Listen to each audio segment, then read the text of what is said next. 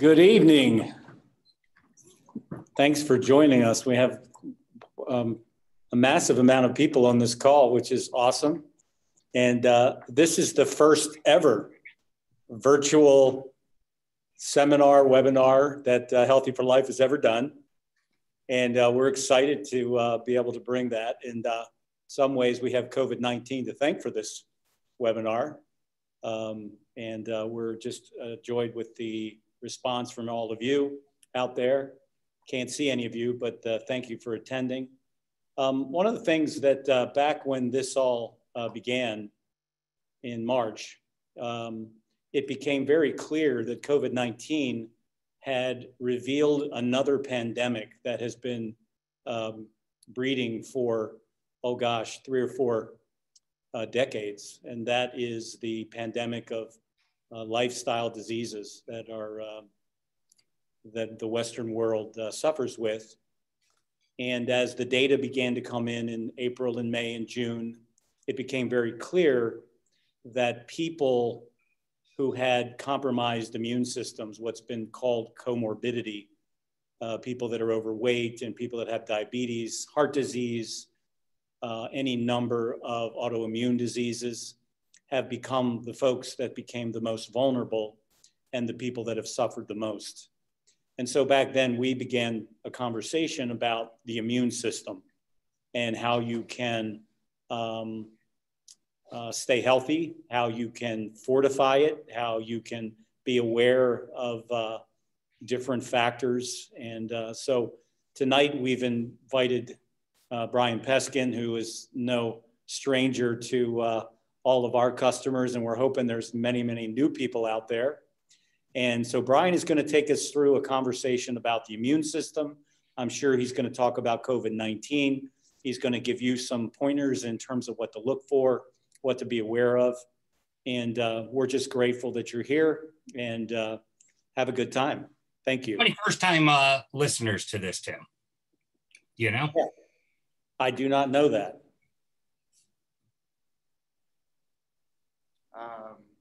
Brian's looking that up.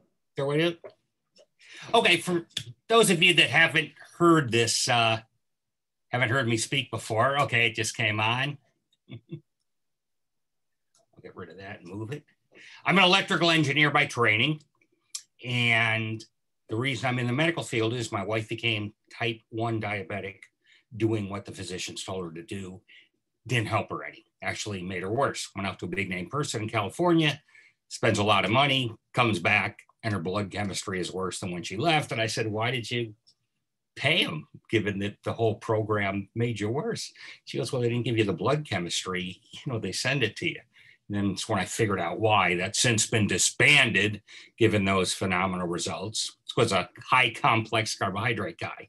So that's what got me into the field. And I did what everybody else would do. So when she, you know, contracted the type 1 diabetes, I went down to the health store. What do? You read the books. So I'd look at one, it'd be like somebody like Atkins, low carbs, high fat, high protein. Another guy like Ornish, no fat, no protein, high carbs. You know, diametrically opposed. You go, who do I believe? You believe no one. You believe the science. So luckily I live in Houston, Texas. We have one of the world's top 10 medical libraries, 300,000 medical volumes they had at the time, between journals, medical textbooks. I had my hands on an 1850 Lancet, if you can believe it. These days, they don't publish anything anymore. Everything is on the internet, which makes research for somebody like me very, very easy. I mean, you can see the number of books in the back here. Outside of a couple of copies of some of the books I've written, every other one has been read. They're not just there for show, they have been read. So it takes a lot of time to go through this stuff. So you're gonna get 20 years of information. And most of this is in PEO solution. So it's flipped around because I saved myself, but it's called PEO solution. So I hope you'll check it out at Healthy for Life or on their website. You need to make this information yourself. You know, you need to have it your own, not just listening to me. And I'm one of the rare ones that gives you the information and where it came from. So you will get the reference, you'll get the quotes, and of course I'll translate it because medical jargon is typically pretty dense as a rule. So I'll translate it, but the actual quotes will be there on the page. So you'll see where this came from. Textbook of Medical Physiology, Basic Medical Biochemistry, Harvard's Illustrated Biochemistry, or the journal, Lancet, New England Journal of Medicine, prostaglandins, leukotrienes, essential fatty acids. You'll see exactly where it came from and the quote. So after about 5 years of researching, it was like, my goodness, they're all saying to do this. And the answer is diametrically opposed. It's the opposite of the medical science. So it's, my goodness, I've got to start getting some of this information out there because everybody's getting misled. Even the books didn't quote the medical literature. Atkins' book, had very, very little, if any, quoting a medical textbook, like Textbook of Medical Physiology. It's just yapping. And you can just talk all day long, but it really doesn't get anywhere. It's like art on the wall. I like that one. I like this one. Okay, it doesn't lead anywhere. With science, it's your health. If you make mistakes, you're going to get sick. So it's very, very important to look at the science. So one of the first things I found, we can start very simply. I'll go through this kind of quickly, and I'll have a lot of time for questions because the questions will be where the insight is. The calorie theory. Everybody goes, for years, for decades, calories in, calories burned up equals how fat we are, right? Well, number one, a calorie is not a thing. It's a measure of heat. So the way you get a calorie is you burn food. So to figure out how many, quote, calories are in a pound of steak, I take the pound of steak and I burn it. And you look at the heat. So that's the way that's done. So it's not a food or anything. No one eats calories. You're not eating calories. That's insane. 1850s, Dr. Fick, medical physicist, MD, conclusively showed the calorie theory does not apply to a human being because we are a chemical factory, not a heat engine. So the calorie theory would apply to a furnace burning wood for heat. We're not doing that. The food we eat goes to structure.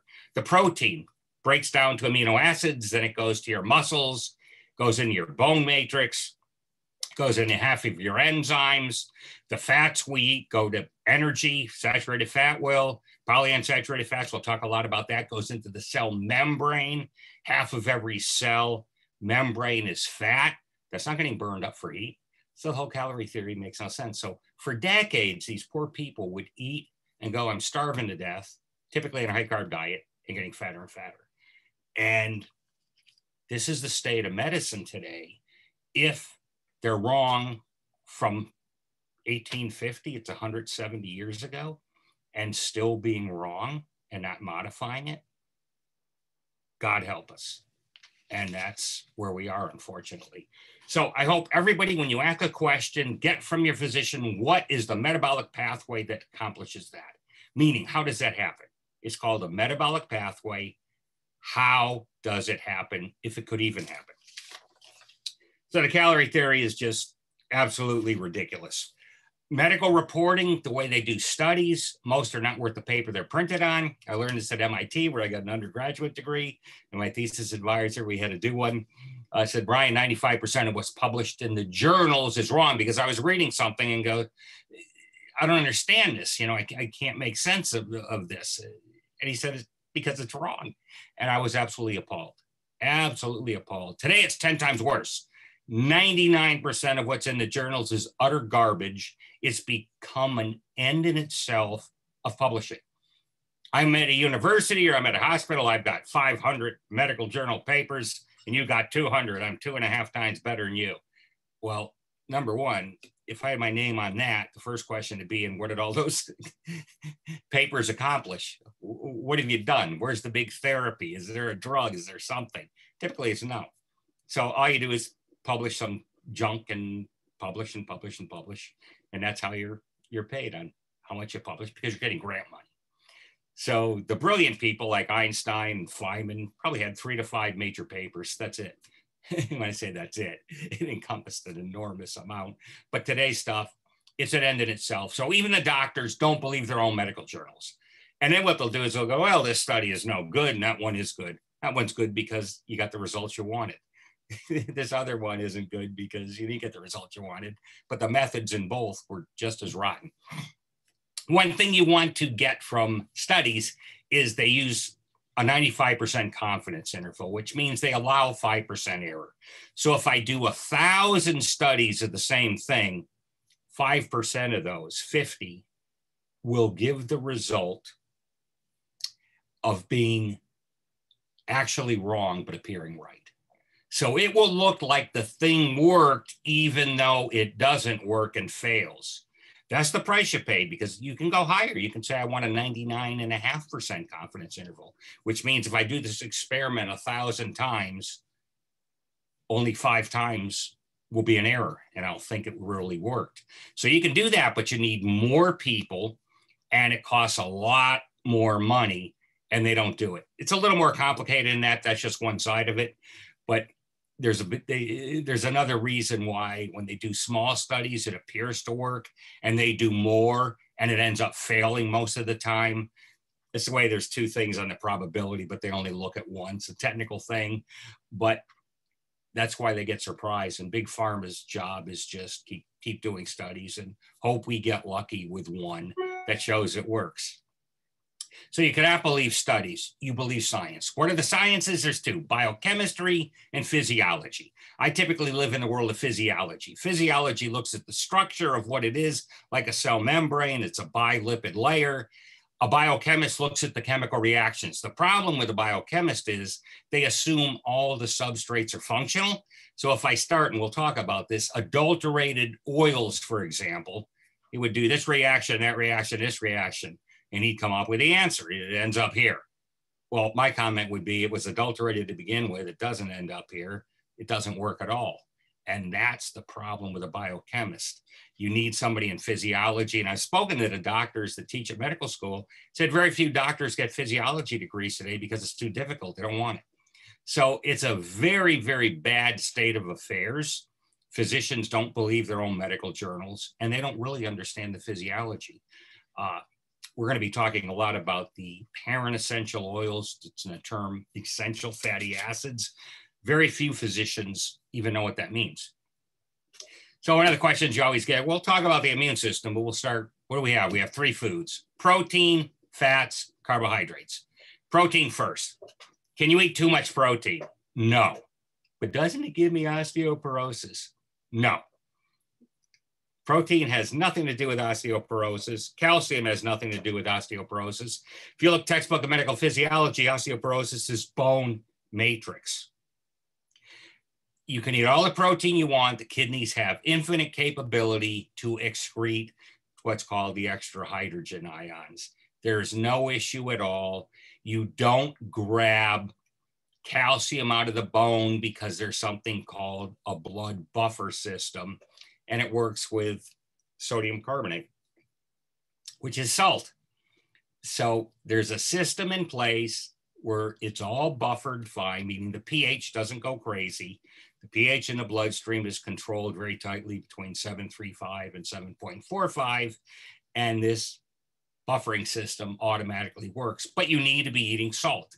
So what have we been told in America for many years? Don't eat any salt, especially in the elderly. So they've caused 2 problems. They've given them all osteoporosis. How many elderly do you know with bone problems? And they can't digest anything because the hydrochloric acid comes in the salt, NaCl. That's where the salt is coming from. But you should be getting it from the ocean. You don't want refined table salt because that's made for the chemical industry.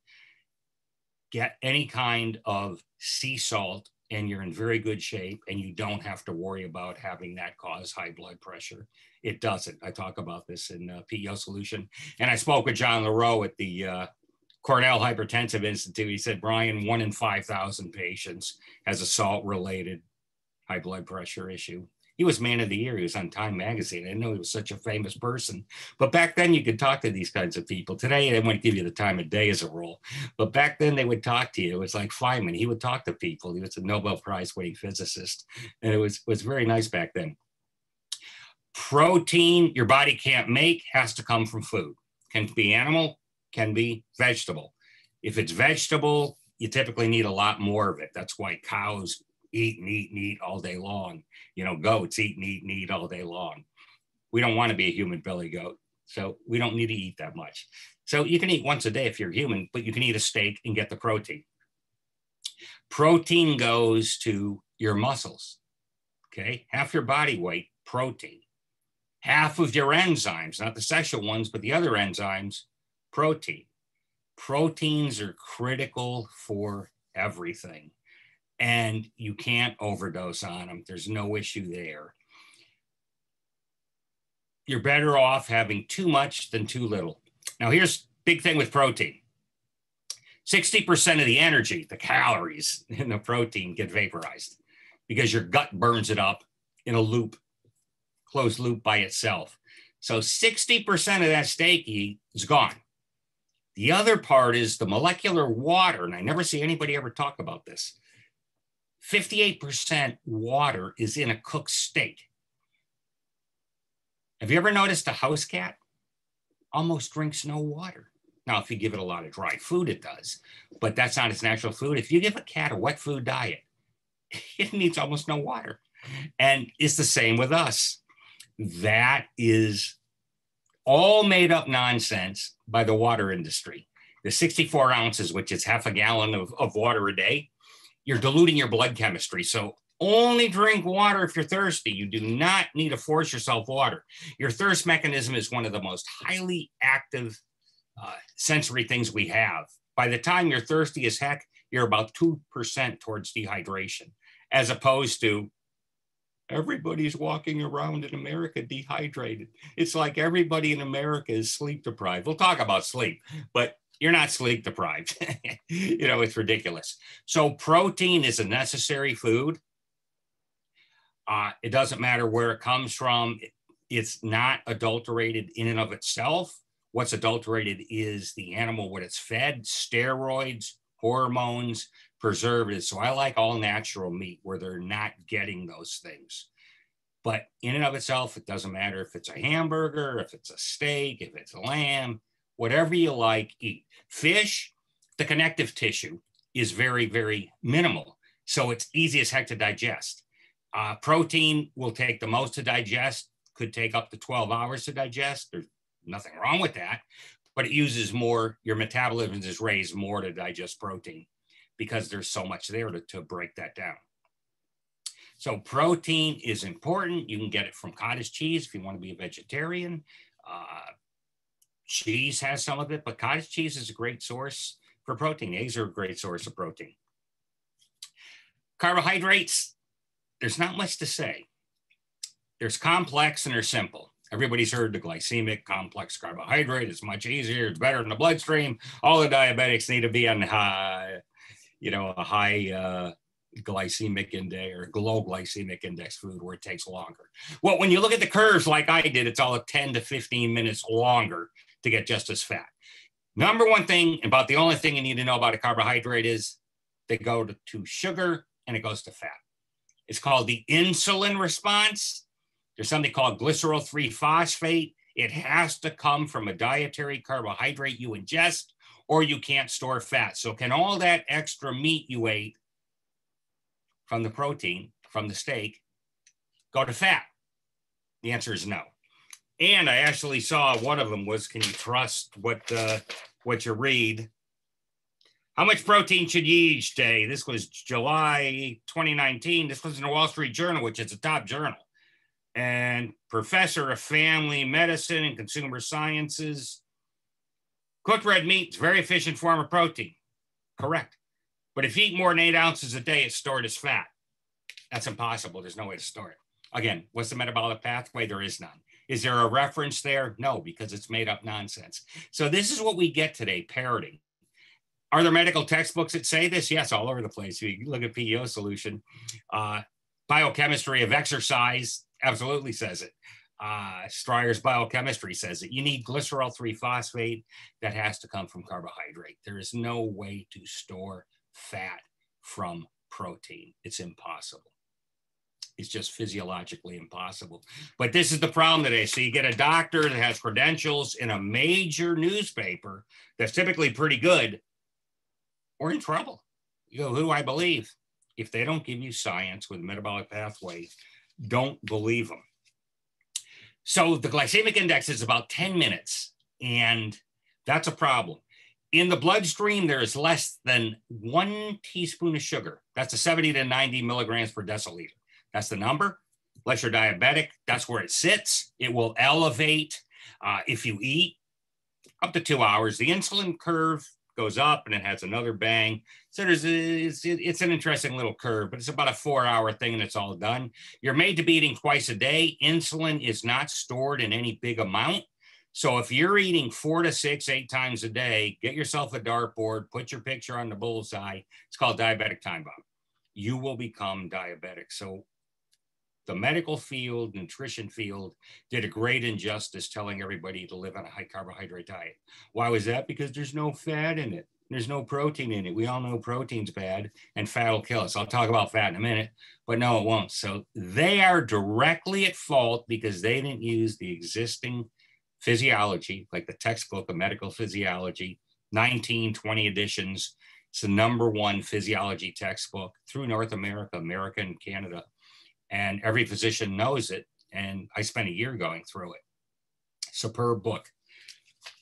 Carbohydrates are problematic. If you have any questions what I'm talking about, just write them down and you could put them in. I'm just trying to give a fast overview here so we can have more time for questions. Now, fats and oils, the biggest thing. So every one of our cells, we have 100 trillion.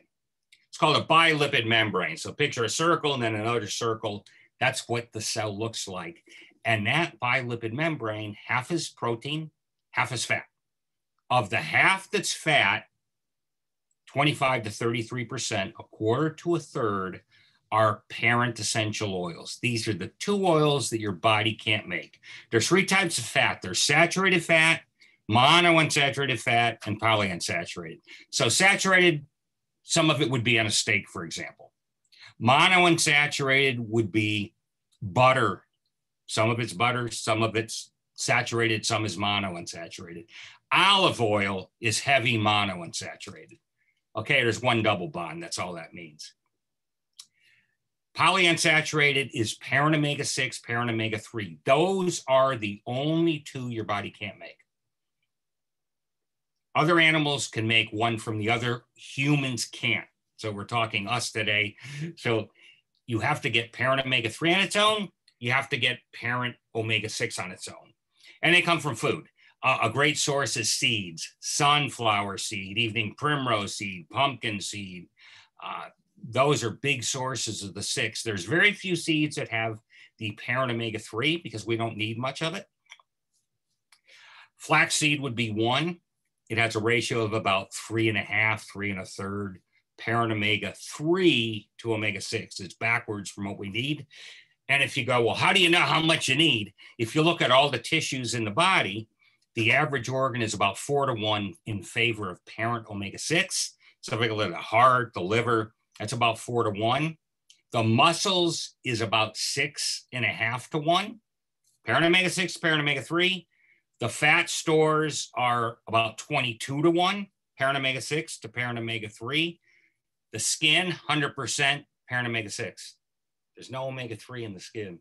So if ever I hear somebody going, oh yeah, the fish oil made my cat's fur, my dog's fur great, because you hear these radio commercials especially, and they're always talking about this stuff. It's impossible. It didn't come from that. Maybe something else in the formulation caused it, but it sure as the dickens was not that. Also, the inner lining of your artery, 100% parent omega-6. Okay, there's no omega-3 in there. There's no fish oil in there. So if you don't get fully functional parent omega-6, you're in trouble. They don't cook with omega-3. Nobody cooks with flax oil. It's too reactive and it will go rancid too fast. So when you walk through the supermarket and you smell bad fish, that's the omega-3 in it going bad. That's the DHA, EPA in it. They have 5 and 6 double bonds. Very, very reactive. So the parents stay in parent form 25 to 33%. This is one of the biggest mistakes the medical profession made. They thought all the parents would go to what's called derivatives, because the body's job is to make other stuff from things, right? You eat something, your body breaks it down or builds it up. In the case of these oils, it builds it up. So it starts with 18 chain and it goes to 20 chain, 22, 24. It builds it up. it breaks it apart and then expands it. You don't need to know the chemistry. All you need to know is there's two fundamental parents body can't make. Once it gets those parents, it can make all what's called the derivatives on its own. So they thought all the parents would be converted to derivatives. So let's just give derivatives and be easy on the body. That was a good guess. They didn't have the quantitative technology with the high resolution chromatography back then to show how much did it. So I can't blame them totally, but they thought it was about 40% would get converted. It's not, it's less than 0.5%. And this was outstanding work by the U.S. Department of Agriculture in America and National Institutes of Health in America. They did radioisotope testing and they saw the derivatives. You know, you can do this, and changed everything, but I don't see enough people in medical research making use of this. So what are the derivatives? The first derivative, there's something called the delta-6 desaturase, and the enzyme metabolic pathway works on both. So you have the omega-6 and omega-3 and a pathway, and they both come in, so it's called competitive. So the first derivative, we'll talk about omega-6 because it's so important, 10 times, 100 times more important than the omega-3. Regardless of what you hear about fish oil being the great savior, it's not. We'll talk about that. You can send in questions, but you're being highly misled. Fish oil is antifreeze for a fish. You can think about that. So on the omega-6 side, the first derivative goes to GLA and it makes PGE1. PGE1 is the body's #1 anti-inflammatory.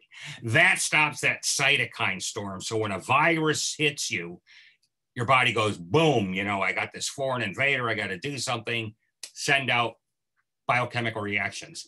And cytokines are one of the categories that in the oils. They're actually in the oils. There's leukotrienes. It's complicated stuff, but you don't need to get into any of that, thank goodness. All you need to know is what the end result is. So the PGE1 is an anti-inflammatory, and that acts as a throttle, bringing it back, dialing it back so it doesn't go crazy, like hitting the water fountain, having my head over it, and the water goes boom. You know, goes boom. And then it goes boom, and then it goes down, and it stays down. So after the first second, it's called an impulse response if you're an engineer or physicist. And then it goes to steady state, and it's fine. But you don't want that infinite storm in the beginning. So that was the big cytokine storm that they would say that COVID-19 especially was killing everybody with when this first came out in Italy and New York, and was just knocking people up because they didn't know what to do with it. So the parent omega-6 side through PGE1 helps us, the most powerful anti-inflammatory there is. It's also a vasodilator, so it gives more blood flow. That's critical, because any nutrient you want to have a gutsy immune system, you want a transport system. So I better have arteries that are dilated, not this little straw-like thing. The other one, it keeps going down. PGI2, it's called prostacyclin. It makes the platelets where they can't stick together. They can't stick to the artery wall. If you get rid of those conditions, you've eliminated most of the potential of a heart attack, because you can't get any buildup, you know, with the blood flowing. There's no way for it to build up. And actually, Professor Weiss, MD, showed in 1981 that PGE1 actually dissolves clogs. So this is great news if people have heart disease, which is the #1 killer in America, by the way, regardless of statins and everything else they do. #1 killer, it reverses a clogged artery. PGE1 does. So if you get the parent omega-6 and the delta-6 desaturase pathway works properly, which it does in everybody, it may be impaired if you're diabetic, if you have cancer, if you're undergoing radiation, chemotherapy, or drugs. It will be impaired. So I like having a formulation that has GLA automatically in it, because that bypasses that first pathway. So if there's any impairment, I don't need it. You can still, if it's working at all, you get more. But I like having it bulletproof, where if GLA is in there, and evening primrose is a superb source of that, very expensive oil. It's one of the few that have it, but it works perfectly. So then it comes down PGI2, which your body makes fine. So that is phenomenal for heart attack. The other thing with the parent omega-6, it's an oxygenator. And Dr. Campbell showed this in 1976 in Cystic Fibrosis, wrote a superb paper. In the cell membrane, the membrane itself can deliver oxygen. It's not just what's going in and out of it. This was the old days where they thought, oh, you have a cell membrane, oxygen's a small molecule, it just diffuses into it, boom, boom. No, Otto Warburg conclusively showed the reason you get cancer is a 35% sustained decrease in cellular oxygen, not bloodstream. Everybody, unless you have a disease or you're sick, has plenty of oxygen in the bloodstream. That's a pulse oximeter. As long as it's over 94, you're fine.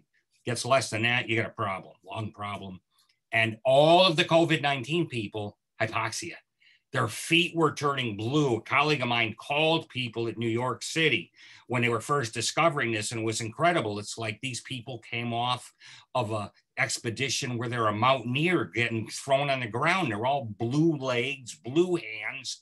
It's hypoxia. What does that have to do with this virus? And that's what it was doing. So you want maximum blood flow and maximum cellular oxygenation, and you come a long way to being able to contend with that. So it is a major cellular oxygenator at the cell membrane level. And all the cancers show decreased oxygenation. So if you're concerned the least with cancer, you want maximum cellular oxygenation. This is published all over the place. I've written extensively on cancer. All the cancers are, it's called hypoxic. Doesn't matter which one it is. The worse the cancer, the more hypoxic, the less oxygen there is. So that's how you tell. It's not hard to tell. And cancers live on sugar. So another thing, the reason you don't want the carbs is it's cancer's #1 fuel. Now, you don't need to worry about it if you don't have cancer. It doesn't give you cancer. But if you have cancer, you sure as the dickens don't want to be feeding it the #1 fuel. So back to the oils. On the omega-3 side, there's very little. You go, well, there's DHA and EPA. I thought this was the be-all to end-all.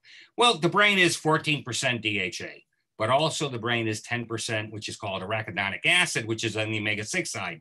So to an engineer, mathematician, same order of magnitude.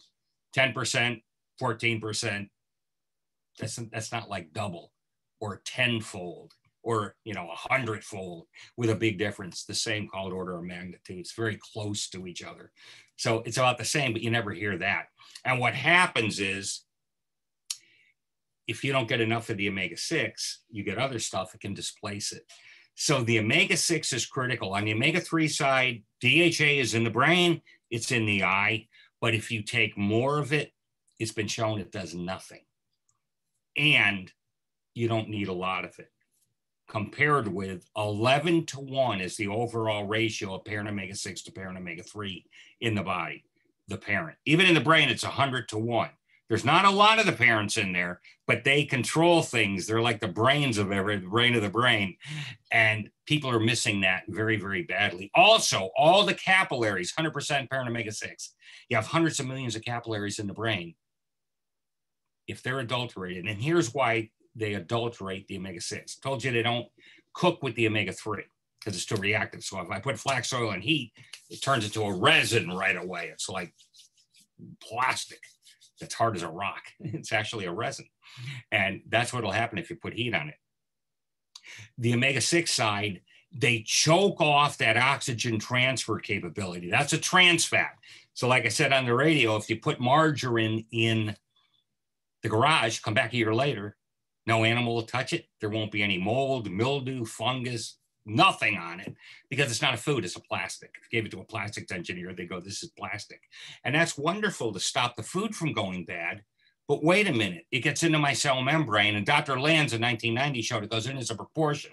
So if I'm eating 40% junk food, 40% of those bad oils from the fryer, because they want long shelf life and don't want to keep dumping the oil out. They want to use it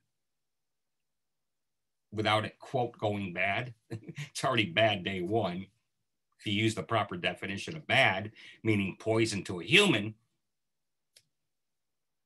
And that's the problem. So all the finest restaurants, the supermarkets, unless you're getting organic oils, and most people are not. So this is the reason our immune systems keep getting worse and worse and worse.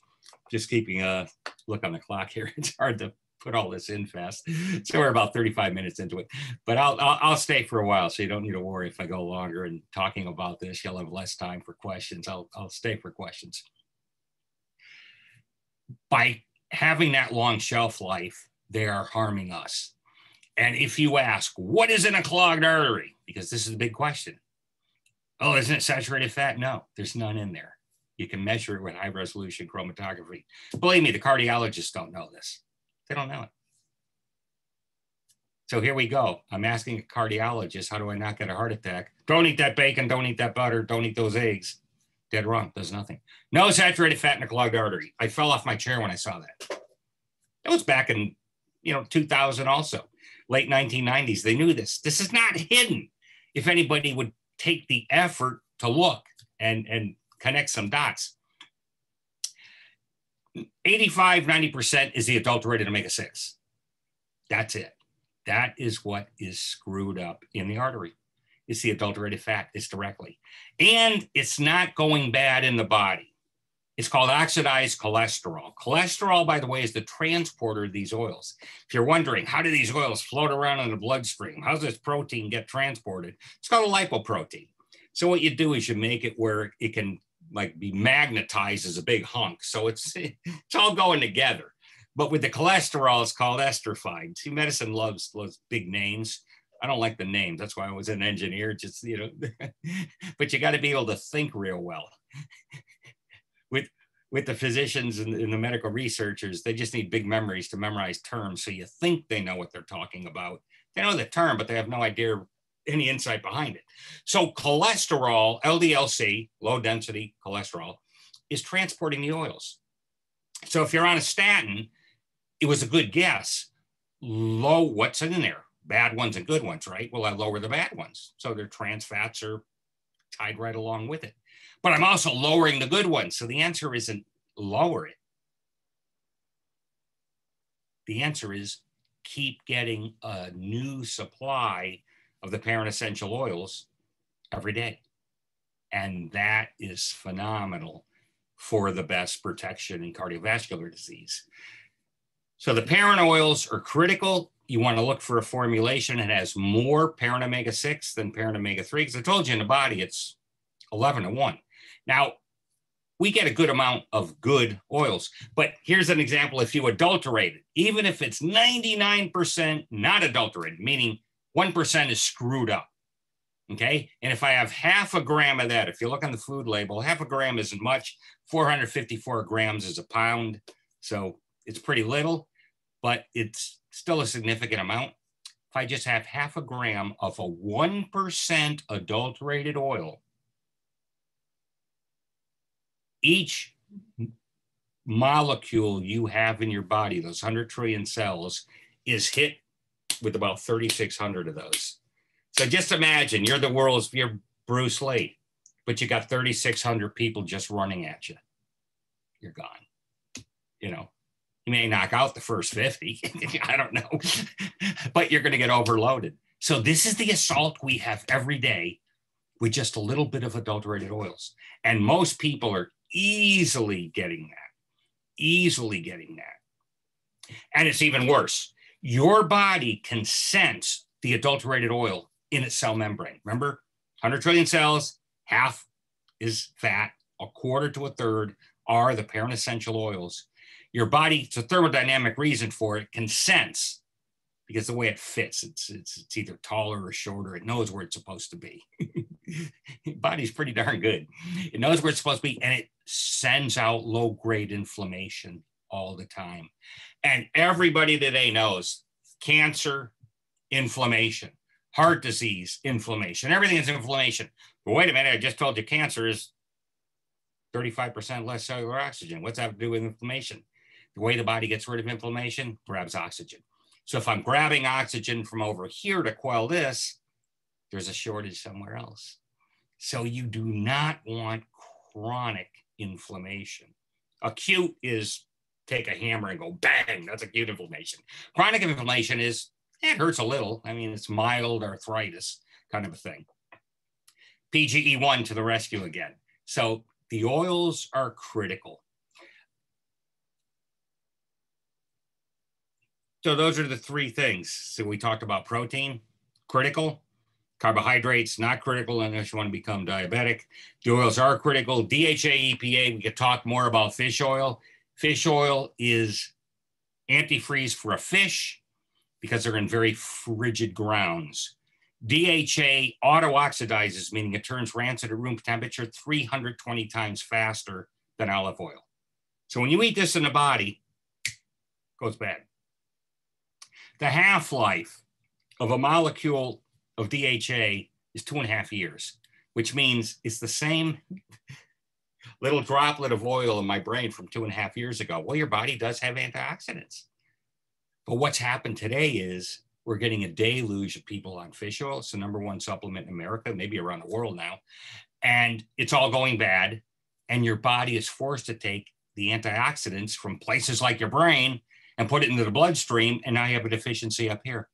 So it's going to go bad somewhere else. So we are our own worst enemy. The machine is designed perfectly, but we've screwed up the food. So again, I'm a systems engineer. Input's the food, body is the system, output is your state of health and your size. And that's it. You can look at the system all over the place. It's like a Ferrari where the idiot put water in the gas tank. It's not going to run. It's going to die real fast. The problem with a human being is we're designed so well that we don't die right away. So you can't pin the person that gave you the wrong advice. Hey, you did it to me. No, it takes 10, 20, 30 years and you go down, down, down, down. And this is the thing. Oh, we're living so much longer today. Yeah, half dead in a nursing home. It does not have to be that way. It doesn't. And the proof is there are people that live to 100 that aren't there. Now, some way, somehow, they're eating less processed food and they're getting these oils. There are ways to get them. I mean, raw organic nuts will give them to you. They can just know where to get them, but they're doing it. I assure you, it's not many of them, but they are doing it. Two other things you need to know. Minerals are coenzymes. This is why, like they're saying, zinc is very good to viral to fight it. You increase mitochondria energy. And the inner layer of the mitochondria are the energy suppliers of every cell. And you could have hundreds in a cell. So there's actually more mitochondria than there are cells. The inner layer, the inner membrane is called cardiolipin. It's 100% parent omega-6. So if you don't have it, enough of it, you're in trouble. And what happens when you overdose on fish oil? 7.2 milligrams a day is all the brain is using. So take a look at the dosage you're getting and compare it with 7.2 milligrams.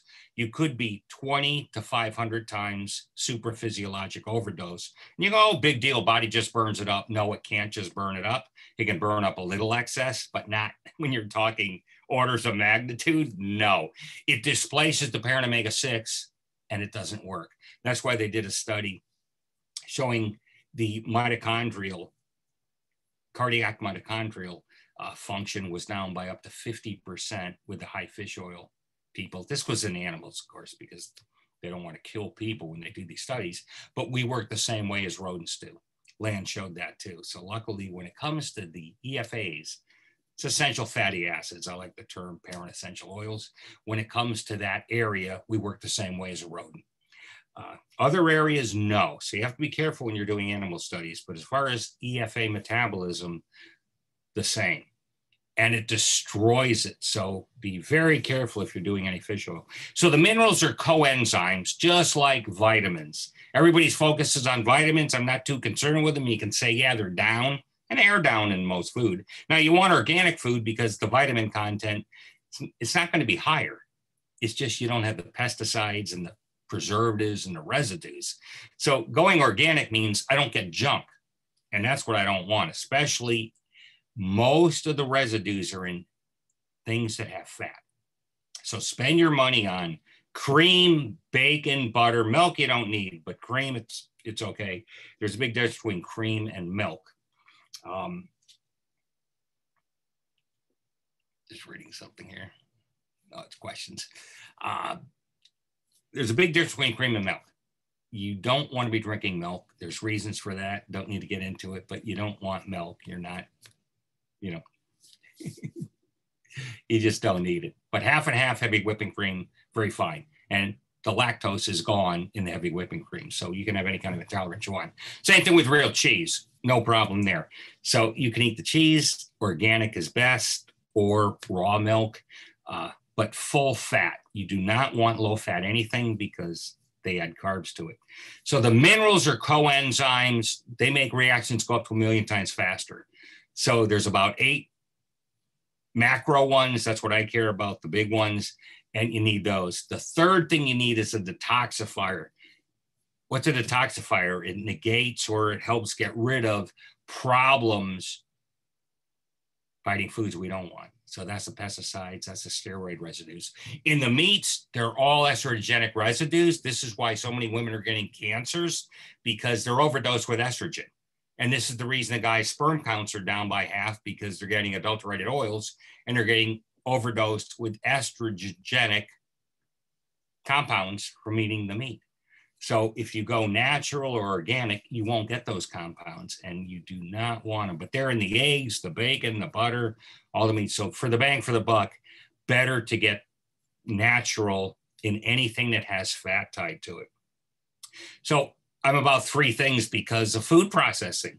The oils you have to get because they're processed, so they have to be organic.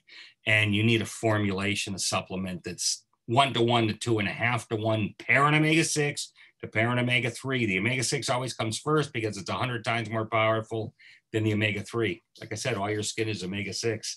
Doesn't matter how much omega-3 you take. You could have none. Your skin's still going to be great. You need the minerals because they're not in the soil. The way humans get minerals is plants in the soil. The fertilizer has the minerals, so they're in the plant. The animal eats the plant, we eat the animal. We can't eat the plant directly, so this whole thing with Popeye and spinach, right, and iron, you could eat all the spinach you want. Here's the amount of iron you're going to get. We can't extract it from the cellulose. We're not a cow with 4 stomachs. So we keep getting misled all over the place. It's in there, but it's not what's called bioavailable, meaning a human being can't do anything with it. So the oils, positive because of food processors, the minerals, because they don't use organic fertilizer. They don't use cow manure or horse manure. They use a synthetic fertilizer because it's cheap. The plants look good, but they're deficient in the minerals and we don't get them. And then a detoxifier to minimize the junk we do get, the steroids, the hormones, the pesticides that we don't want. Those are the 3 nutritional things. Now, I'll just quickly hit on a few other things. Movement for oxygen flow. The oils help with the oxygen hugely, but so does exercise. So exercise will increase the stroke of the heart, meaning it'll put out more blood flow. It'll also increase the number of mitochondria. Won't make the mitochondria themselves better, but it'll give you more of them. So if you're taking the oils and you're an athlete, double whammy. So exercise is fine for that, but will exercise solve a nutritional deficiency? No. So you can be a great athlete and sick all the time. Happens all the time. Stress is typically caused by the endocrine system. That's the hormone system.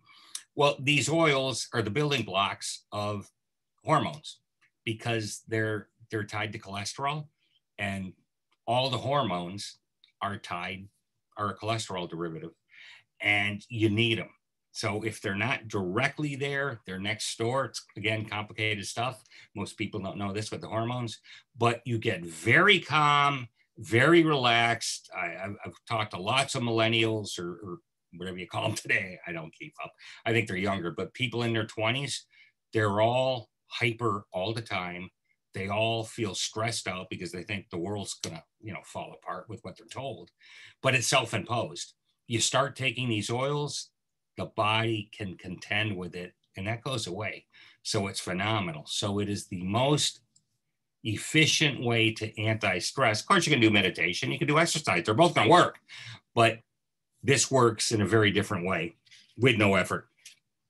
Sleep. I remember one of the first big doctors, Dr. Burr, before he passed away in Arizona. He talked to me. He read about me in a medical journal, and he called me up and said, "I've never had my insomnia helped the way these oils did.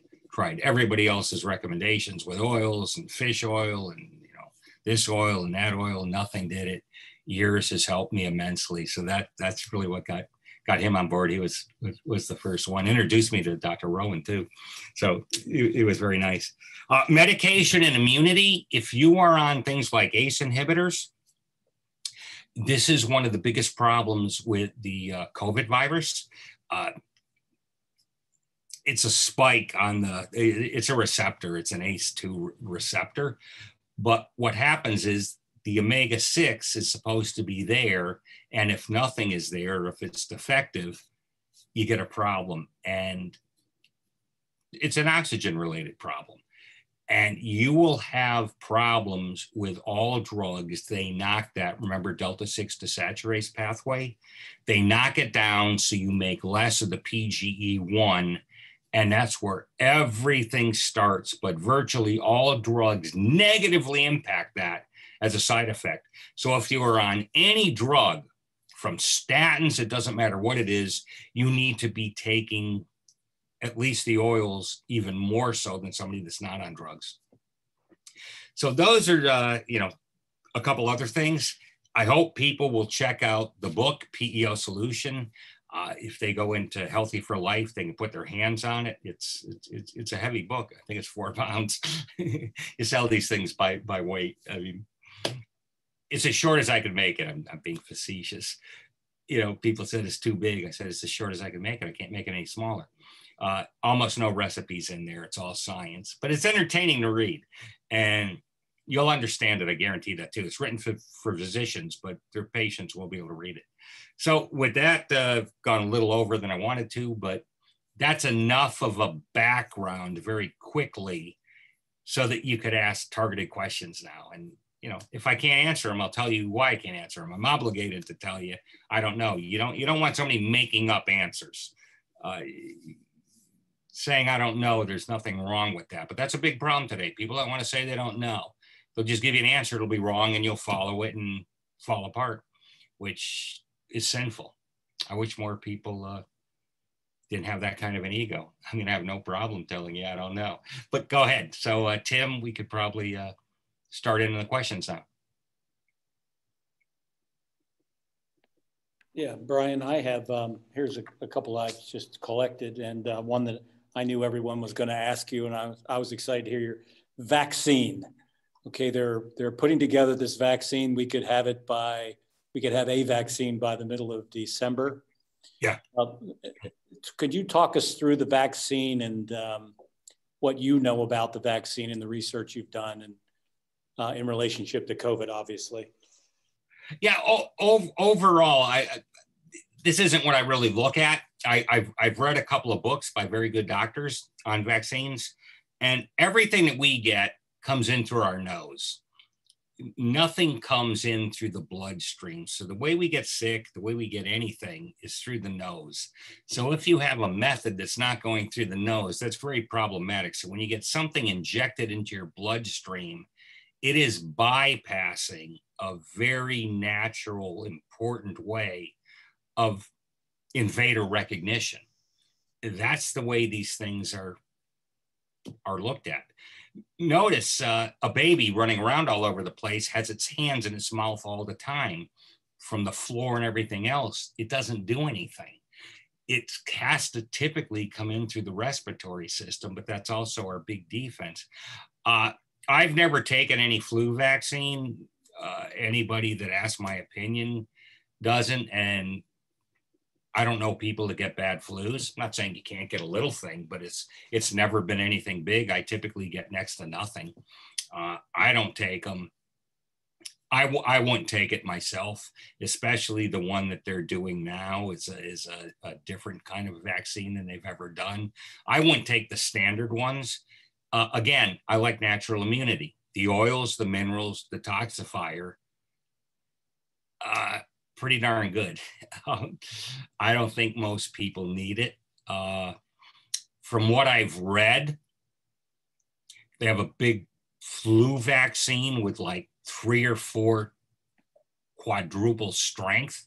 And a lot of the people in Italy had that vaccine because they thought it was so good. And you saw what happened to them. They got decimated. But they just did an interesting study with the vaccine. And supposedly they screwed up and gave people a half a dose the first month and then a full dose the next month. It was supposed to be full dose, full dose.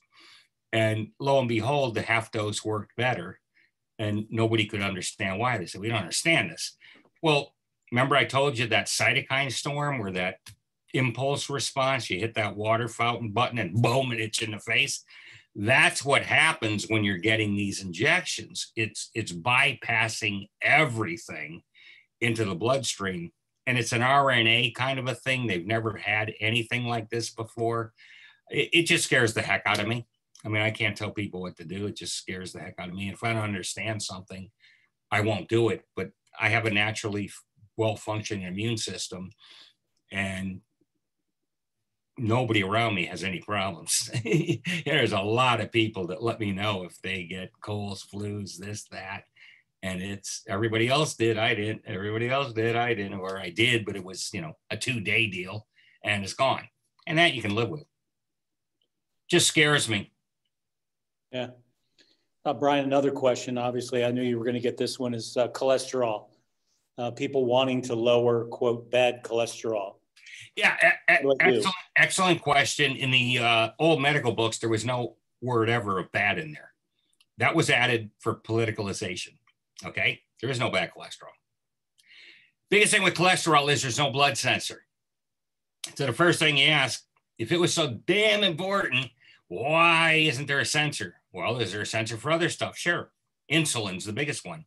Glucose, blood glucose. 1 part in 1,000. We're all the same unless you're diabetic. Your body, my body, targets 1 part in 1,000. That's how sensitive it is. Sodium, calcium, 3%, 5%. There are sensors for all this stuff. There isn't one for cholesterol, which leads you to deduce it's what's called a dependent variable. When everything else is in there, cholesterol is what it is. Now, it's irrelevant. When drug companies come up with stuff, it's typically never designed for what they're using it for. At least in the old days it wasn't. It may now because it's harder. But in the old days, they go, hey, we got a drug that does this. What can we use it for? And then they'd spend a few years trying to figure out what area do we use it in. Well, it took 20 years for the cholesterol nonsense to get propagated and go through the medical field that this is the measure. You know what the effectiveness on lowering LDL-C cholesterol is? It's about 1%, which means a 99% failure rate. I would say that 1% is just statistical luck. It's 0. Remember what I told you? LDL-C transports the oils. So if I lower the number, I lower the adulterated oils, but I also lower the good oils with it. This is why they've done studies, and the people with the highest cholesterol live the longest. So the cholesterol number itself is meaningless. Also, if you think HDL is protective, I got some swampland in Florida too that's going for a pretty penny in your dreams. No, it's part of a system. It's irrelevant. There's no sensor for that either. One of the biggest con jobs in the American people is this cholesterol stuff. And ask your cardiologist, hey doc, if it was so good, how come your waiting room is overflowing? That's a problem. There's no decrease in patients, even though this is supposed to be this big savior. But 13 billion a year in sales, pharma would consider it wonderful. And so would I. But as far as it working, no. As far as the negatives, they're huge. With these oils, they typically drop the cholesterol level, although in the beginning it'll go up. Because remember, it's the transport of the oils. So when you're getting these oils, they're so important, you're going to use them, use them, use them. And I don't have any interest in the cholesterol numbers. Nobody around me takes any statins. And when they talk about this, I have no interest in it. Don't worry. Mm-hmm. And the doctors, you can't talk to them. All I know is the lower it is, the better it is. I've seen doctors say, bring the lower, the better. Bring it to 0 then. You'd be dead. Textbook of medical physiology. Do an internet search or get the book and look up cholesterol. It's ubiquitous. There's at least 10 major reasons for it. It is completely critical. If you got rid of cholesterol, you'd be a worm. Good question, though. Yeah. It's a tragedy how people have gotten misled. Yeah. Brian, what is your opinion on the large amount of experts, and this person asked the question, the word large, that say that high protein diets lead to things like kidney failure, kidney stones? What's going on there? Well, they don't know what they're talking about. They don't know any physiology. Even kidney specialists will say there's no issue with that. The problem with high protein in the kidneys was getting high blood sugar with diabetics was because of the sugar was causing the sugar to go into the urine. But it had nothing to do with the protein. What they're talking about is hydrogen ions, and the body has infinite capability. It can take the ammonia and make it no issue at all. This is what the body does. There is no limit to protein. I mean, there just isn't. Now, you don't need an excessive amount. I did a test with about 1.5 pounds a day. I just wanted to see if you could lose weight eating all this meat. And the answer was, yeah. Lost about 6-7 pounds. Now, probably a baked potato with it was about it, and a salad. So there's very little carbs with it, but that's what you have to do when you're doing a test like this. I want to see what 1.5 pounds. Did you say kidney stones or gallstones? Which one? Kidney stones? Yes, kidney stones. Yeah, see, the oils are blood buffers, so is protein. It's a buffer. The reason you're getting stone is it's a precipitate. It's like if I take a ton of table salt and mix it up in water, if I don't have enough water, I get salt on the bottom of the cup, right? It's called precipitating. Well, that's what you're getting with the stone. But we're supposed to have proper blood buffering. So you don't want to be having phosphoric acid like with sodas. That's problematic. There's different reasons it is not the protein. They can say it's gout. They can say whatever they want. Once again, show me the metabolic pathway. They won't be able to do it because it doesn't exist. They're making it up. They don't know. And, you know, this just irks me all the time when I hear this nonsense. Okay, Brian, I think Brian Shattuck has a few folks that are going to ask you the question directly. Brian.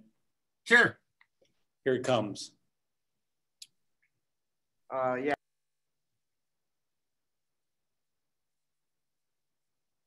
Can't hear any of it. I didn't hear any of that.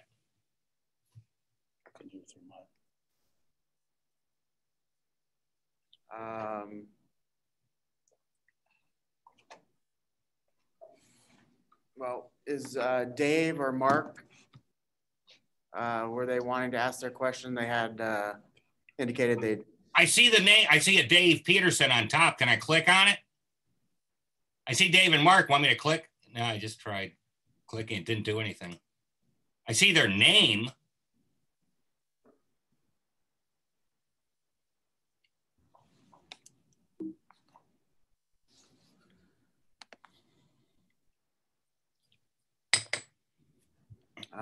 They're not kicking in. Well, Dave's, let's see.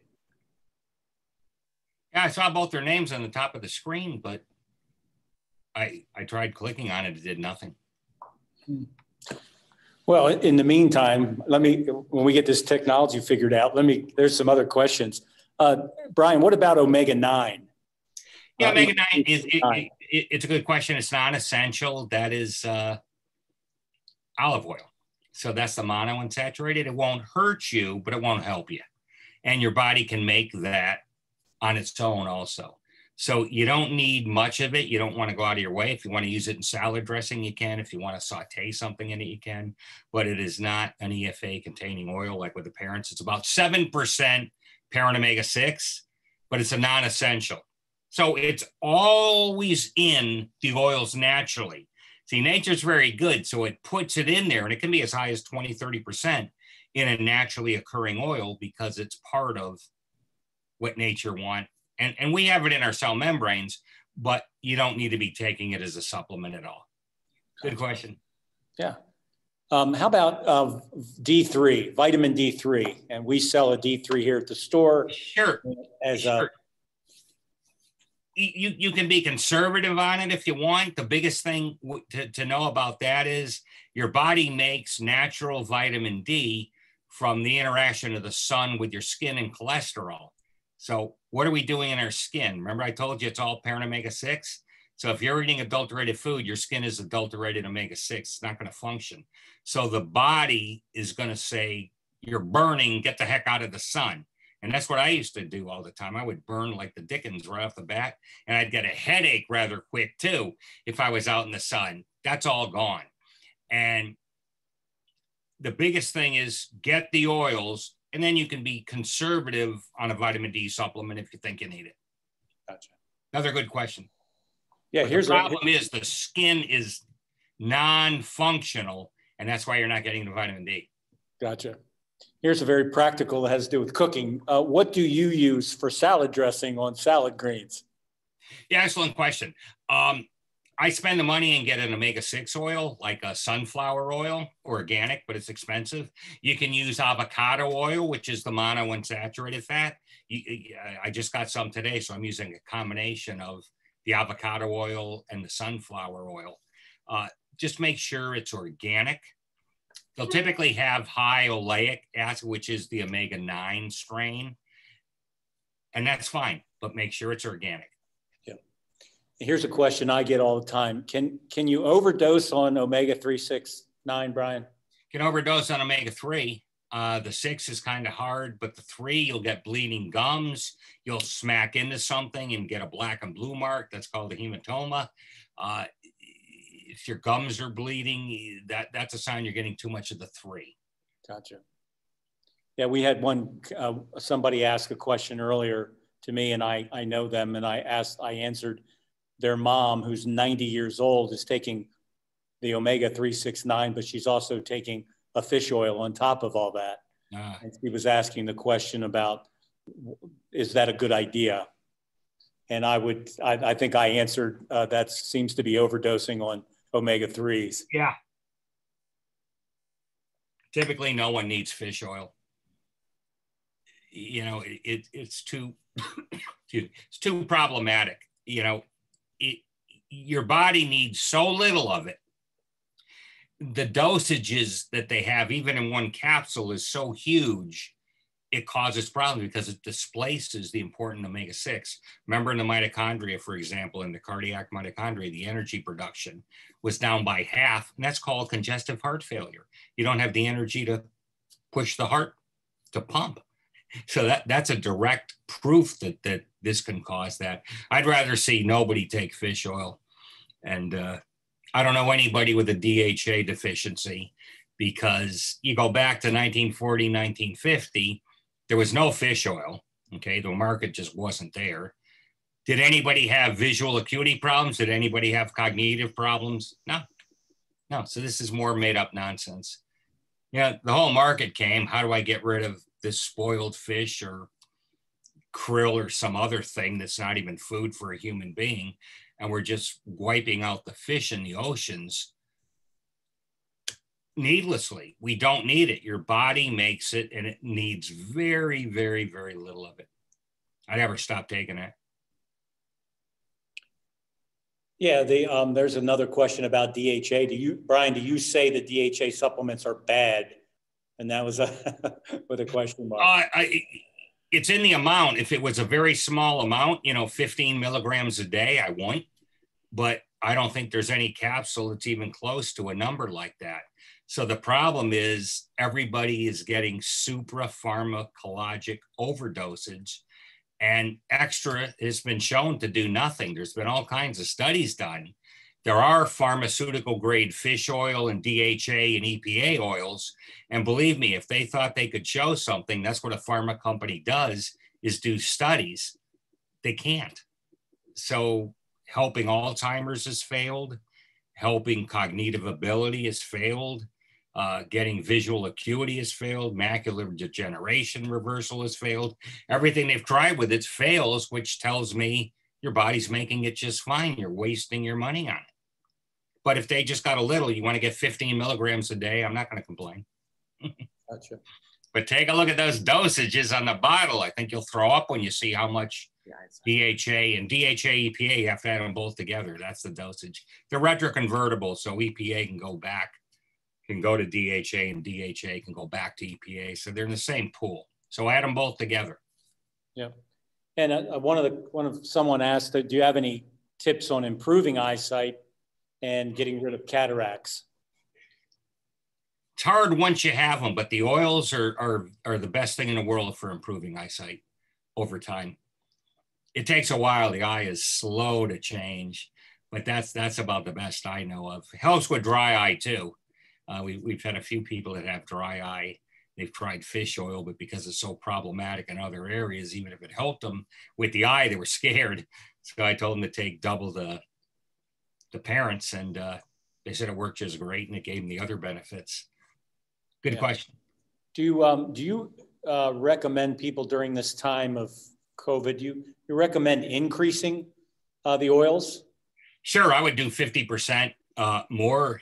Here's a big problem. The people next to you are typically, their immune system is horrible because the masks do constrict oxygen. You know, you are breathing in a confined area as a rule. If you have one of these fabric cloth kind of a mask, you know, you breathe out, there is an impedance to the exhaled oxygen. You're getting a chunk of carbon dioxide in. So a lot of people are having lowered immune systems. Plus, if you're staying home all day, you're stressed, and they're telling you on TV, you're going to be dying and you're going to be sick and blah, blah, blah. So everybody is in fight or flight mode. What did I tell you? Burns oxygen, fight or flight. 1 foot on the brake, 1 foot on the gas all day long. You're a walking time bomb. You are going to get sick because you're destroying your immune system and you're burning up all the oxygen needlessly. But what they're doing to us is horrible. I don't know if they know what they're doing. Well, it is mentioned. A lot of physicians are saying how horrible it is to be told to not run around, not go outside, stay at home. So yeah, I would take extra oils. I do myself to increase that oxygen. You know, I want to be maximum immune system to people around me that I know are going to be sick, whether it's COVID or something else. I don't care. I don't want to get it. Yeah, so you can absolutely take more. And also the detoxifier too. It's the best blood purifier there is. It does more than just detoxify. It actually kills things in the bloodstream that shouldn't be there. So it's phenomenal. Yeah. That's the herbal. Yeah. Yeah. We have a herbalist coming in, and I believe she's coming in January, Brian. And excellent. She raved about our herbal cleanser and said that 3 of those are antiviral. I mean, she was. Yes, they are. Very high. Antiviral, antimicrobial. Like I said, years ago, you know, I was playing around with formulations. I was looking at what the pharmacology of each of the herbs in there, and it was just astronomical what it did. And there's about 5 different herbs, and you know, cat's claw is like turbocharged Essiac is what it is. So people can look it up, ESSIAC. It's somebody's name backwards, but that'll give you a good indication. It's the original one, just 5 for 4 herbs, not this 8 thing where they went nuts and pretty much ruined things. I like the old original versions of most things before people get egotistical and go, you know, I got to make this better, that better. Well, you just said you added the cat's claw, but it works. I did do that. I guessed real well. It does act as turbocharge, especially for the upper respiratory and the lungs. And this is a big area where the COVID thing is respiratory, oxygen, and lungs. So PGE1 is also a vasodilator for the lungs too. So it's critical. Absolutely critical. Yeah. We've had like 3 questions in a row that have question about skin, and can you use these oils on your skin as something that'll help your skin, like a moisturizer or something like that? Yeah, you can. EFAs are also metabolized in part through the skin, but the primary way is ingestible because your skin is made of the parent omega-6. So I don't use anything on my skin. And also the fingernails will become like glass. So a lot of women have hills and valleys in their fingernails. You won't get any of that. Each one is just like glass because that's all parent omega-6 too. It's called epithelial tissue on the outside. inside, they give it a different name. It's called endothelial tissue. Same darn thing, but we give it a different name. I mean, it's incredible. That's why they have terms for everything. But it acts this way automatically. You can do it externally. You could try it.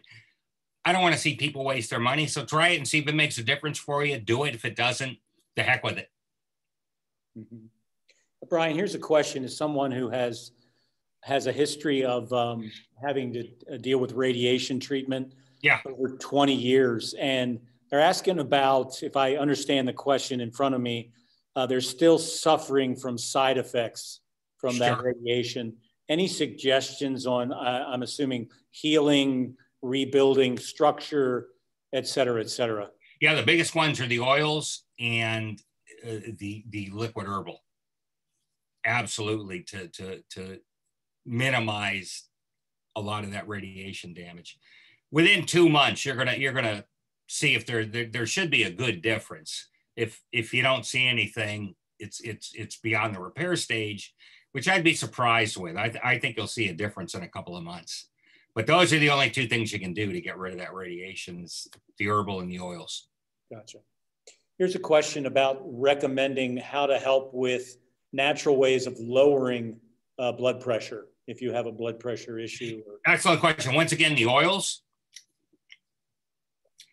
the artery, the inner lining of the artery is all parent omega-6. The artery itself is loaded with parent omega-6 too. So it's flexible. You want it like a balloon. So here's the 120/80. I blow into the balloon and go boom, and then I let it go, and that's the 80. So right now with high blood pressure, your artery is like a straw. It's not expanding. So the oils make it where it's more like a balloon and it gets elastic. Give it about 90 days, you're going to see a big difference. And remember, it also declogs the inside of the artery. The liquid herbal will help declog also. It works in a different way. It has slippery elm bark, so it helps dissolve. So you get two dissolving effects with the PGE1 from the oils, and the herbal, the liquid herbal, would be even better for you. 90 days, I think you'll see a significant difference. Yeah, we have a question here. I live hours away from health food or organic food. Where do I get parent omegas? Have them ship them to you. They are in food, but it's hard to get. I like having a blend of about 4 to 5 different oils because some people are sensitive to a particular oil. So if you put a blend together, the odds of being sensitive to any particular oil is minimized. And you want a certain ratio. So it's very hard for somebody to do on their own. And it's hard to get some of these oils with the high omega-6 because they make strains for frying. So they make it high monounsaturated, like olive oil. That's the big thing in all the frying oils today. They don't use the omega-6 that much. They use the omega-9, or it's not genetically modified. It's a crossbreeding thing, but they have much more of the omega-9 in that oil than the omega-6. So it's hard to get the oils to blend it yourself because for us, we want the parents, which omega-9 is not a parent. That's just taking up space, the way I look at things. So I want that minimized. But get the health food store to ship it to you. I mean, you could check out Healthy for Life and they could ship you anything you want as far as the supplement goes. Brian, could you talk a little bit about collagen? People that take collagen for various reasons, and good, recommended, et cetera, et cetera. Yeah, I've never been impressed with it, but if it does something for you, try it. I mean, you know, protein and the oils are what make bone and skin. So connective tissue, and your body makes this. So I always go back to why is there a problem with it? But what I do is I tell people just stop taking what you think is helping you, and a month later, see if you see a big decrease in an area, because you should. If this is helping me and I stop taking it for a month, I should see less. Like I know with the oils, I don't have the energy. I'm going to sleep earlier. Also, I didn't tell people that helps minimize, naturally fulfill the cravings for food. not just carb cravings, but all food cravings, because your body isn't getting these oils. So all it can do is make you hungry all day long and go, I don't know what to do with him. He's not getting the oils. All I can do is make him hungry again. So it's eat, crave, eat, crave, eat, crave. That's the human billy goat syndrome. Then the nutritionist comes because you have that syndrome. Well, it's good to eat 6 times a day. Just make the meal small, which is insane. And these oils help fulfill the appetite. But collagen, I've heard that from years ago. It does this, it does that. Your body makes it. So I don't know why you would have a deficiency in how it's made. But again, if you have any questions, just stop taking the supplement and see where you are in a month. And if you see no difference, you know it's a waste. Here's a question, Brian. What is the best way to fight osteoporosis? The oils and animal-based protein. Osteoporosis is bone matrix, okay? It has nothing to do with calcium getting on it. So when you get these tests going, oh, your bone is much denser, that is garbage. The way they do it is by slopping calcium on the outside of it, made your bone more brittle. So this is why the older you get, you fall, your bone breaks, and you get a broken hip, you get a broken anything. You don't want that. You want to fall and have the bone being flexible so it doesn't break. Of course, it's gutsy, but you don't want it overly calcified, and that's what happens, and they've just lost sight. The reason why they do it is because they can't increase the bone density itself, so to show in an x-ray, how the heck do I do it? Well, if I throw junk on the outside of it, I get the same effect as far as my scan goes, and they're conning everybody.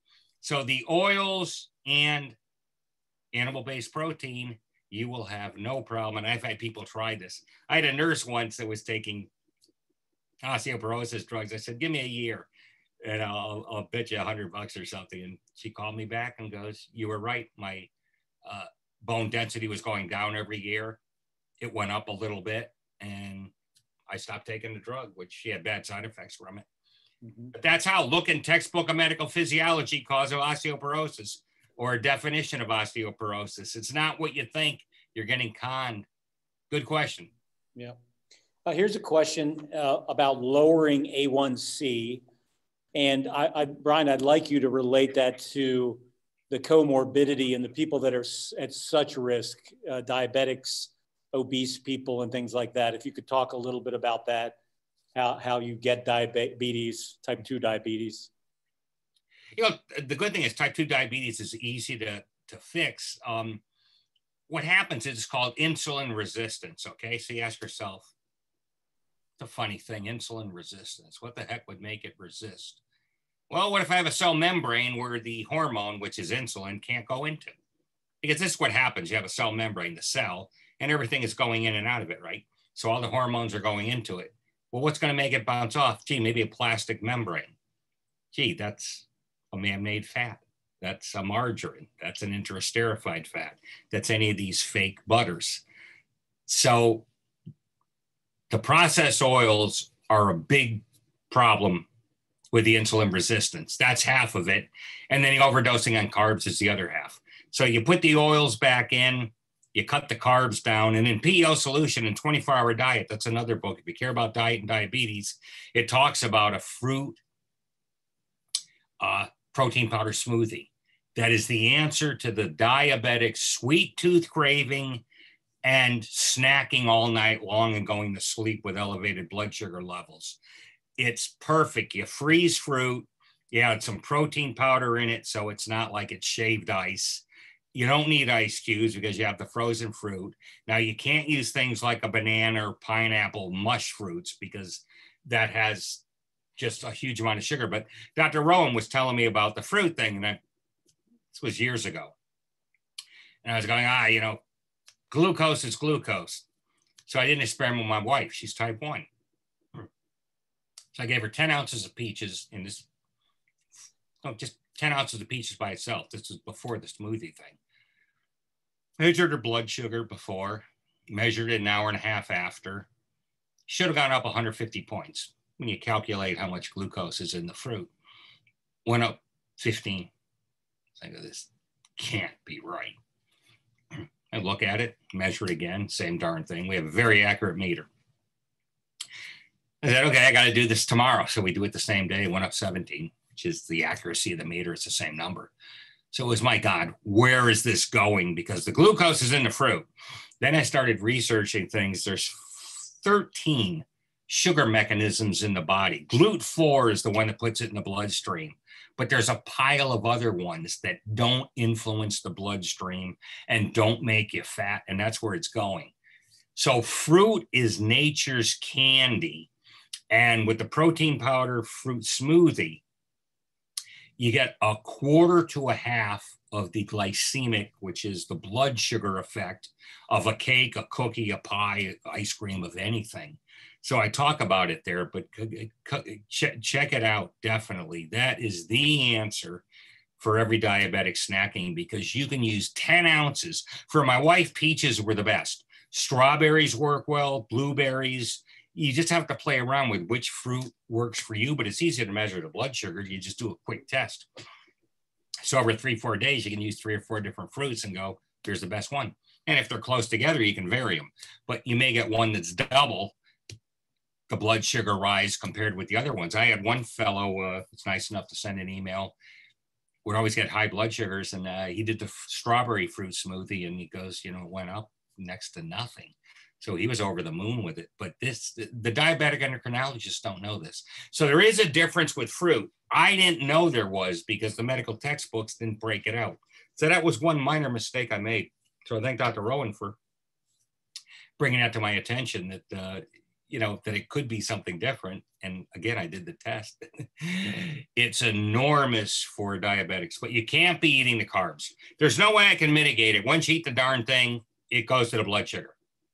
I can't say take more of this or do more of that. The only thing I can do is, if you eat the garbage, exercise your tail off, because you will burn the sugar first. But now you're doing exercise for nothing. You're just burning up the sugar you ate so you don't get fat. If you didn't eat the sugar to begin with, the oils fulfill the appetite so much, you will be amazed. Any diabetics, they should get the 24-hour diet. Good question. Yeah. And Brian, and blood sugar, there's no way to figure out what it's supposed to be a priori, like off the bat, theoretically. That's set by nature. Okay, that's a 70 to 90 milligram per deciliter. It's set. It's a set point. If you go too high, what happens? Everything grows in it. One of the things women know, there's yeast. How do you get a yeast infection? High carb diet. How do you bake bread? Take yeast, put it in sugar, right? Put in some hot water, boom, it grows. It's the same darn thing. Don't eat the sugar. You're not going to have the problem. So bad things happen in a high sugar environment, and everything that's bad can grow in it. So this is why the diabetics are so sick. Also, heart disease is 2 to 4 times greater.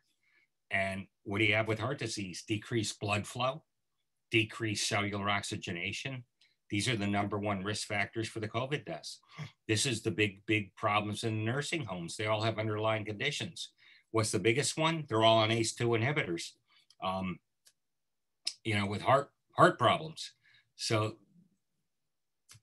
this goes a long way to mitigating that. Good question. Yeah, and there's a kind of a follow-up about inflammation, Brian. What causes it, and how can you lower it? Well, inflammation is the way your body naturally responds to any kind of an assault. So if I take a knife and just go, I want to be darn sure that there is huge inflammation there, because it's going to have the blood go screaming. But then you want the inflammation to stop. So there's an inflammatory stage and a resolution stage. The thing you don't want is what you're referring to as chronic inflammation. Remember I told you for eating adulterated oils? That's where that damn chronic inflammation is coming from. Now, a bacteria can do it, a Lyme disease kind of thing can do it, where you're getting chronic inflammation. The oils and the herbal are the 2 best things in the world to mitigate it. So whatever is inflamed, if it's arthritis, I used to have an arthritic joint, between the oils and the herbal, it's gone. Now, would it come back if I stopped taking it? In 25 years, I haven't stopped taking it, so I'm not going to do that test. But I don't know, it could. I don't know. We're just not doing it. But that is the biggest anti-inflammatory, again, is that PGE one from the oils. Good. And you had mentioned, or you had touched base about reducing stress, and stress being one of the factors of lowering your immune system. Can you expand on that? All the oxygen. Yes, you're right. Can you expand on that, Brian? Just talk about how you could reduce stress. Well, stress is like I put a gun to your head. That's stressful. So what does that do? First thing any kind of stress does is it shuts down the blood flow to your brain. That's why people running today are basically idiots, because they've been all put into a fight or flight. I have people, it's not just me saying this, it's everybody I talk to is going, Brian, I can't believe how dumb everybody is. And I said, it's physiologic. There's no difference. They've been told they're going to die. They're going to get sick. They go outside. They better have a mask on. They can't be this. They can't do that. And you're having people in fear all the time. Well, it shuts down blood flow. Why does it do that? Because the original way that happened is a big saber-toothed tiger is going to eat you. So you run like heck, right? So I want all my blood going to my legs. I don't need it going to my brain. I don't need to be thinking, except get the heck out of here. That's all I need to know. And that's what's happening. So the stress, we are stressed all the time on TV. All they do is give these statistics. Cases. Number one, I don't care about cases, if you want to talk about it. I care about hospitalizations and deaths. No, number two, I really don't give a darn about people dying with this. It's like, Jim died with the flu. Jim died with the common cold. Have you ever seen anybody put anything like that in there? I care about what you died of. Is it heart disease? Don't tell me you died of a car accident with the flu. I mean, it just doesn't make any sense. I also look at overall deaths. When I'm analyzing things, you can get pretty good and see, are these numbers real and what are they doing? But the stress is a big problem today, and it lowers the heck out of your immune system. So I am concerned with the whole country. I think we're going to see a massive in the first quarter of next year of sickness from just the regular flu. We haven't even heard about that. It's like that's gone. It's not gone. It's a completely different strain. They're different. And by the way, there's a lot of coronaviruses. There's about 5 that have already been out there. So this whole thing is nothing new. It's more infectious, but it's nothing new. What's happened, and I said this on Jeff's show, is our immune system keeps getting worse and worse and worse and lower by the year. So it's not that these bugs are getting better or stronger. We're getting more susceptible to anything. If I look at you the wrong way and blow on you, you're going to get sick. It's because everybody's getting adulterated oils. That's the number one problem in the world. But they're tied to anti-stress. That's the endocrine system. They're all steroidal-based, which means cholesterol-based hormones. And it's very hard to get mad about anything when you're taking these oils. I mean, of course, you can. But I mean, just on your own, you don't get real negative. You don't get real depressed. I mean, I'm talking about on your own, just walking around. Your average person is just depressed, period. Specifically, sir, why are you depressed? Did one of your family get sick? No. You have bad money problem? No. Then what the heck are you depressed at? I just am. That's the way everybody's running around. So these help that. Within 30 days, it's fast. It's really exciting to see how this turns, especially in the women. Fast results. Mm-hmm. Brian, someone asked at the beginning, you talked about calories. Well, if calories aren't the end all be all, what do you suggest for those who want to lose weight? Yeah, it's a good question. It's minimize the carbs. Carbohydrates make you fat.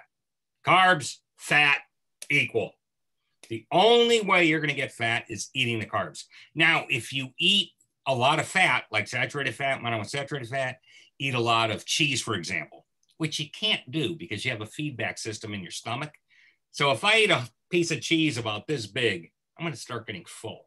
There's no way I could slug down a half a pound of cheese. So you can't do it. I know the keto people are crazy with fat and trying to do infinite cheese. But if you eat a pile of fat, remember your body will burn the fat for energy, the saturated fat. So you don't need to burn your own fat. The way you keep naturally your body's 70 to 90 milligrams per deciliter blood sugar is called glucogenesis. This is your own body fat tied with the protein you eat makes sugar, okay? That's why you don't have to worry about automatically balancing my blood sugars and blah, blah, blah. You don't need to. As long as you've eaten protein and then your body from the fat will get the glycerol. And that's how it works. So your body is very brilliant at this. But minimizing the carbs, get the 24-hour diet. It's all there. It was written for you. That is how you do it. And a protein powder fruit smoothie trick is the answer. Nothing else does it. Everybody that tries these diets, I've seen people that get, I saw one guy 2 years. And I haven't seen him for a year. And it was, my God, you're back to where you were pre 2 years ago, plus another 20 pounds. It's horrible because they're doing the wrong method. There's no calorie counting. It's all in the book. I mean, you need to make this material your own, but protein cannot make you fat. Fat cannot make you fat. Only thing that can make you fat is carbs. Yeah, Brian, what do you recommend for leaky gut, which is a term, and other? Excellent question. Biggest thing with leaky gut is what you have to know is your whole digestive system is lined with parent omega-6. So the first thing before you do anything else, you can take all this probiotic stuff till the cows come home. Parent omega-6 has to line that gut. So if you're not taking these oils and you have a leaky gut issue, it means the junction just isn't tight the way it's supposed to be. This is the same thing with beta amyloid spilling out in the brain with Alzheimer's patients. The cell is just falling apart. With the leaky gut thing, it's just the junctions aren't tight enough. They're leaking because they don't have the right structure with these oils. So within 90 days of starting these oils, and take the liquid herbal too, because it's so soothing. 90 days, that should be gone. Check with that person 90 days after they start this. It should be gone. But that's where you start first. And nobody's getting this. The whole lining of the whole digestive system, parent omega-6. I never see anybody talk about it. All righty. Here's a question about memory, Brian. I think you might have just answered about omega-6 in the brain and Alzheimer's and things like that. Can you improve memory? You can improve blood flow and oxygenation in the brain. Remember, you have hundreds of millions of capillaries. Capillaries are where the nutrient transfer occurs and the oxygen transfer occurs. So what are they made of? Parent omega-6. What's the beta amyloid thing? That's the cell just falling apart. That has nothing to do with fixing it. So getting rid of beta amyloid is going to do zero unless you fix the problem, which is take the oils. So you should be able to improve your memory over time.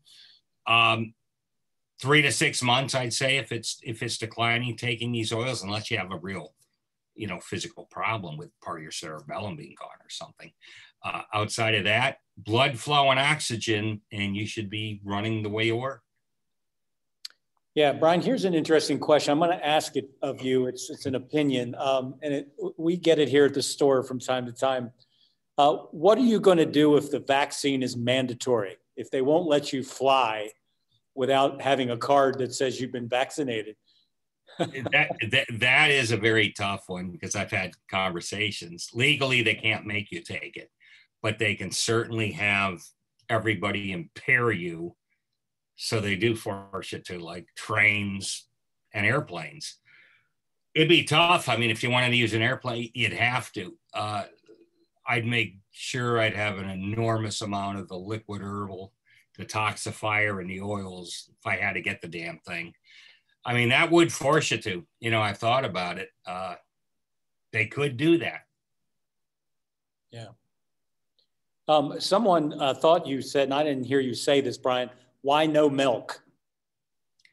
Oh, milk has xanthine oxidase in it. It's like battery acid to your arteries. So it's going to burn them and have a cloggage. That's an occlusion. So milk is not good, especially the homogenized milk, because the way they make it, they get rid of the fat and they make the fat, either get rid of it for no fat or 1%, or they make it wicked small that's not normal.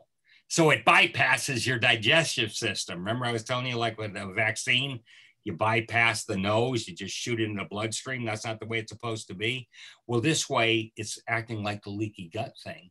And you could look up xanthine oxidase, XANINE, OXIDASE. oxidase, and it acts like battery acid. So milk is bad. If you got whole unprocessed milk, that's different. That's okay. But I'm talking the normal stuff somebody's going to get at the grocery store. Don't touch it with a 10-foot pole. They don't do that with heavy whipping cream because all the fat's in there. So they don't need to homogenize it and whip it. They don't need to do any of that. But the less processing, the better. And actually, you got some good places in Iowa. I think I get, I forget the brand name at Whole Foods they sell it. I think it is from Iowa.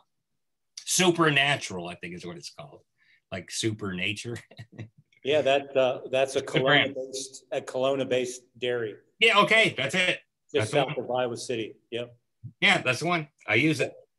Yeah, I know the people there. For heavy whipping cream. I don't do milk, but they have milk you could use if you wanted to. Yep. This isn't a question, but it's a kind of an encouragement. One of our customers, husband and wife, the wife tested positive for COVID. Yeah. She takes all of our products and she's come through with flying colors and does not have a bad case of COVID. She's Excellent. Just kind of going through. So no symptoms. Excellent. That's what you want. It's like if I measure pneumonia in your mouth right now, it'll be in there. Most people don't know that. How the heck can I have pneumonia? It's not in my lungs. Well, it won't be in your lungs because your immune system is up here and the viral load is down here. What you don't want is your immune system's here and the viral load is jumping way above it. So that's the whole key. That's the immune system working. But we have at least 10 viruses in us, and you can measure the pneumonia thing. There won't be a lot of it, but that's the key. If you're non-symptomatic, you don't really need to be worrying about it for these kinds of things.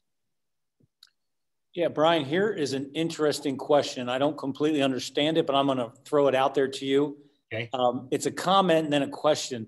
Many animals make their own vitamin C, even up to 130,000 milligrams. Yes, that high. When sick or stressed, they have an enzyme that uses carbs to make vitamin C. So is there any hope for mankind to have that enzyme restored so that we can enjoy more carbs like fruits and starchy vegetables and grains? No. When it comes to vitamin C, we recycle it, by the way. So there's vitamin C even in meat. Not a lot of it, but it gets recycled. They never talk about this. So we don't make it. And again, nature doesn't make mistakes. So that's just something we really don't need. You don't need to be taking a huge amount of vitamin C as long as you get the oils and the detoxifier. I played around with that for a while. I used to take tons of it, did nothing. Good question, but I wouldn't worry about it. I asked that. Was one of the parts of it you're going to be able to eat a lot of carbs? Is that what you said? No, that's not going to happen with us. No, Yeah. No. Liquid and herbal caps. Oh yeah, there's a question about herbal or liquid caps, plus minus benefits. Well, on the formulations, if you brew it, the Eyesight is it's called a decoction, where it's boiled for 10 minutes and then brewed like a tea for 12 hours. And people would say, well, it's a pain in the neck, it's liquid, and blah blah blah, because that's what I made at home. And then, can you just do this with the herbs? And I said, no, I don't know. I don't think so. Then I found a lab to do a simulated digestive test, and it was about 90% as good as the brewed tea. Now, what you don't get is the topical. So what I like with the brewed, with the liquid, it's more money, of course, because it's a pain in the neck to make it. But if you have any kind of a sore throat issue, and especially in these days of flus and colds, it's topical. So as you drink it, it hits the throat and it kills everything that shouldn't be in there. So we've had tons of people go, I've had a flu or a cold for a day. I started taking, a cup of the liquid herbal once or twice a day. Within 2 days, it's always gone. So that's the biggest difference. But unless you have a problem, or you've had cancer or heart disease, the capsule is just fine. It's 90% as good as the liquid. It really surprised me, but I paid a lab to do the simulated test years ago. Gotcha. Here's an interesting question. How about adding H2O2, food grade peroxide, to improve blood O2 levels? Yeah, it won't do anything. I mean, it's a good guess, but it goes right to water in the bloodstream, so you've wasted your money. Intravenous, if you did that, it would do something. Not telling you to do that, but injecting it into the bloodstream is one thing, but just eating it, worthless. There's a lot about doing that kind of stuff. You're just wasting your money. Brian, thoughts on CoQ10 for the heart? Yeah, if you're on a statin, it knocks that out, so you really need to be taking it. But I've noticed, I used to take it in the bodybuilding days, decades ago. With the oils, just not needed. The energy is just so gutsy. But you can take it. There's no downside to it. It's expensive. I think you need 100 milligrams or micrograms to do the job. So it's an expensive thing. If you're on a statin, I would take it. But if you're not doing statins and don't have anything, just the oils and the minerals and the detoxifier has done the job for me. Gotcha. Made no difference. What I would do is I would just knock out one supplement at a time. And I found out I didn't need any of them. I was taking all kinds of stuff with the bodybuilders back then. Yeah. Brian, could you talk a little bit about probiotics? Because I know a lot of our customers take probiotics / prebiotics as part of a regimen. I don't know a heck of a lot about them from what I've read. My concern is, how do you know what you need, number one? I could see if you're being on antibiotics and have it wiped out, but after you get it going again, within 2 weeks, everything should be there. I don't do anything with it. That's about all I can say. And I don't know what kind of issue they're trying to fix. But it's not my area I even look at. I'm not the guy to ask about that. But I do nothing to answer your question. Yeah, no, that's good. Brian? Any more? We're looking, Brian. I have 12 in my corner. I don't know if that means anything. Yeah, there's one about... I have 11 Q&A. Here's one. Is plant butter good for you to use? And I'm not familiar with plant butter. I don't know what it is. It may have some of these oils. I don't know exactly what they're talking about. I mean, it's I don't know. I mean, it can have anything from olive oil to sunflower oil. It's going to be a vegetarian source, and they're trying to get away from butter. I have no issue with regular butter. Just get organic. You don't need a substitute butter. I mean, regular butter is great. Yep. Can you see any other, Brian, can you see these questions? I see some one said, what about mushrooms? Did you see that? Yeah, no, I missed that one. Yeah, well, like I said, I've got some Q&A on my thing. Mushrooms, I don't think anything about them unless you like their taste. I hear things about what they're supposed to do. I've just never really looked at it. I'm sure there could be something in there, but it's not what I do. I don't do anything with them. So that's my best answer for that. Gotcha. High blood pressure and immunity. That was another question. Yeah. If you have high blood pressure, you're stressing your heart and you're stressing your whole cardiovascular system. So once again, you're going to be burning up oxygen worthlessly and lower your immune system. So high blood pressure, you're going to be sicker. That's why to fight osteoporosis, we talked about that. Mm-hmm. Okay, we talked about that. Yeah, the high protein diets.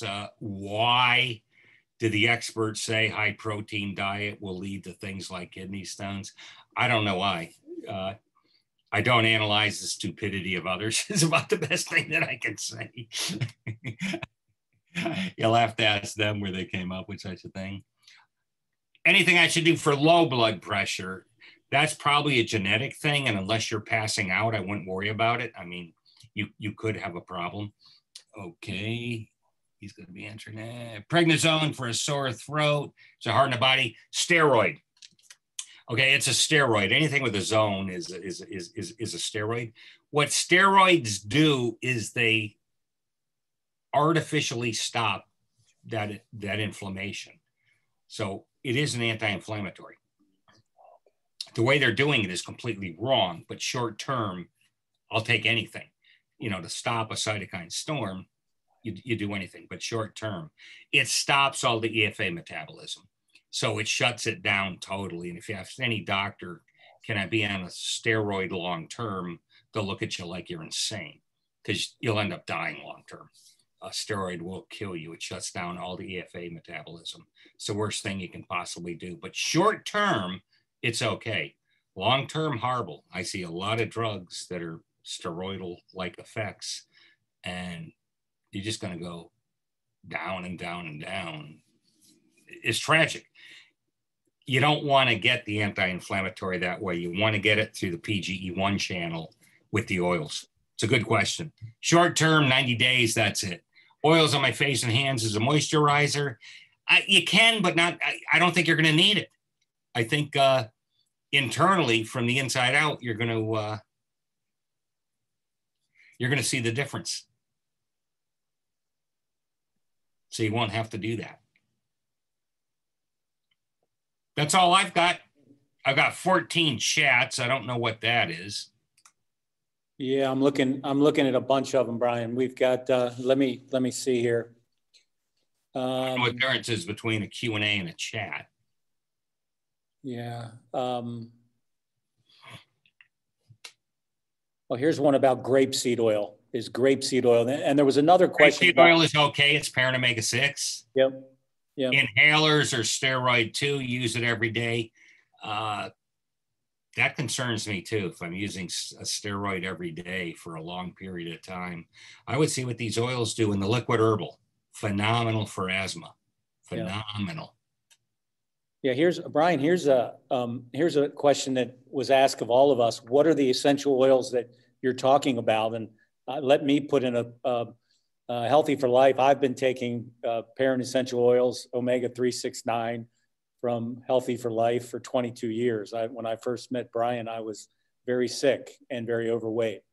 And so I've been taking them, and I was so inspired by it. I went and became certified in integrative nutrition and worked as a health coach and an educator for years. And so that's what we do here at Healthy for Life. We help people get healthy, and we don't apologize for these oils. We love them and think they're the best thing going. So please get in contact with us.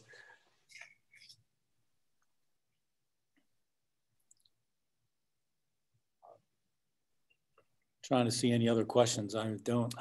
There's one about painkillers, Aleve, and Advil.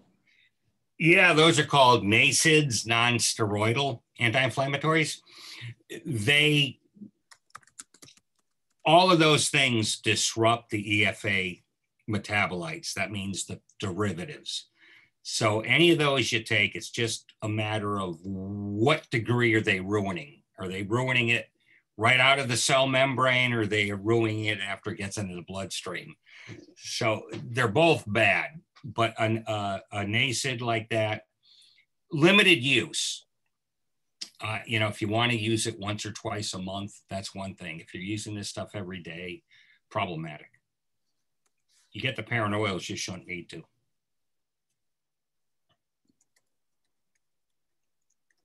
Gotcha.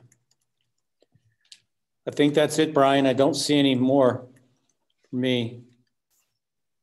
Well, I hope people will go to the store, Healthy for Life, and check out the books. PEO Solution, if you're looking for overall health and what these do. They're the same material to a point, but different focuses.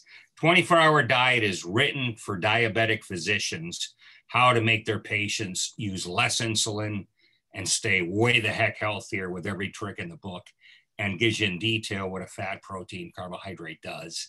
And you'll see the science. So it is mandatory for a diabetic. PEO Solution has most of that too, but it's written differently. It's for general disease prevention and optimal health. But 24-hour diet is for anybody that's looking for weight, and especially if they're diabetic. You can certainly get them both. You can't get enough of this information, and it's hard getting it because there is so much misinformation because nobody's accountable today. They're just not accountable. They don't give you any references. They don't give you metabolic pathways, and they don't check each other. People just parrot. One guy takes this and it goes down the way. It's like, why does everybody say protein gives you problems? Because somebody said it and 20 other people copied it, and then 400 people copied them. Now the whole world says it, even though it's wrong. It's a very, very bad say, and nobody challenges them except me. That I'm not well liked among certain people. Any suggestions? ADHD. Yes, minimize the carbs and the oils because they're endocrine maximizers. ADHD, you can get that if you're bouncing off the wall, especially if I give a kid a lot of carbs, they're going to be bouncing off the wall. If I make you eat 2 banana splits or have 3 sodas, you'll be bouncing off the wall too. And then you come down from it and then you ping pong with the insulin response. So carbs are tied a lot to this, and lack of the oils too. Taking steroids and other stuff to help detox is the liquid herbal. That's the SEAC formulation and the oils. 2 together, 90 days, 6 months, you'll be a new person. Or I'd be surprised if you're not. Talk more about constipation. Typically, that's from carbs. Carbs, for every ounce of carbs, by the way, you have to have 3 ounces of water. So carbs are a human sponge. Now, do you really want that? And the oils lubricate. The liquid herbal lubricates. I mean, it's got slippery elm bark in it. So very hard to get constipation if you have the right nutrition in you. And those are the 2 things I just can't picture it.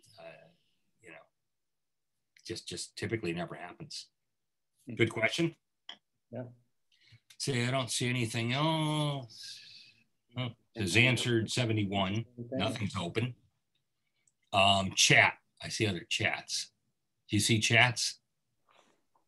Oh, some of them were addressed.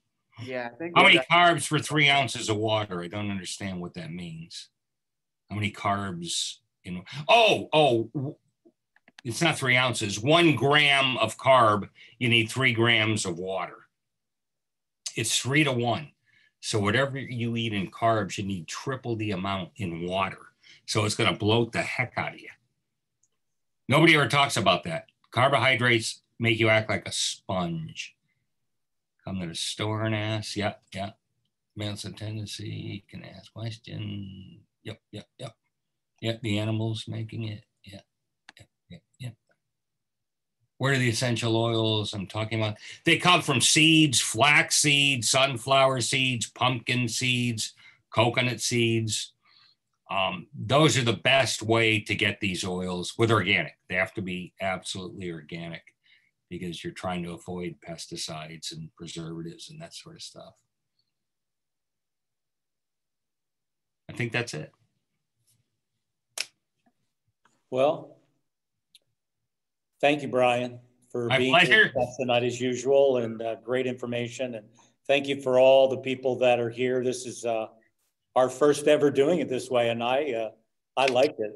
I like doing this and providing people. And stay tuned for everybody. We will have other speakers throughout the year coming to speak about. We have an herbalist coming. Dr. Andy Nish will be here. Most everyone here in town. Brian, you've met Andy. We had lunch with him a couple years ago or a year ago. Yeah, and we'll keep giving the message healthy for life. Good. I hope people come into the store and check out the books. I can't stress that. To learn the medical science for yourself. We know more about our car than we do about how we work. And that just has to change, because once you know the science, you can't get fooled anymore. They can say whatever they want. You could just say in your dreams. Yeah. And, you know, it doesn't take that long. If it's not worth 8 hours to just feel like you don't even know how you're supposed to feel. Most people are so used to being exhausted and rotten. I remember when I was a kid, first job at General Electric in Houston, I would need a nap every lunchtime. Every lunchtime, I would need a nap. Woofing the carbs, of course. I didn't know any of this. I mean, this was long before these days, but it was horrible. It was absolutely horrible. Going to bed at 10 at night, exhausted, waking up feeling like junk. I mean, it was just ridiculous. Now you go to bed at midnight, get up at 5. I mean, boom. And laser focus. Somebody was talking about memory. It is just, everything's laser. Just boom, boom, boom, boom. With no effort. So I thank everybody for taking the time out of your day to listen. And hopefully you got some information, and hopefully you'll take a look at one of the 2 books. All right. Thank you, Brian. Thanks, Brian. Thanks for being here. My pleasure. You betcha.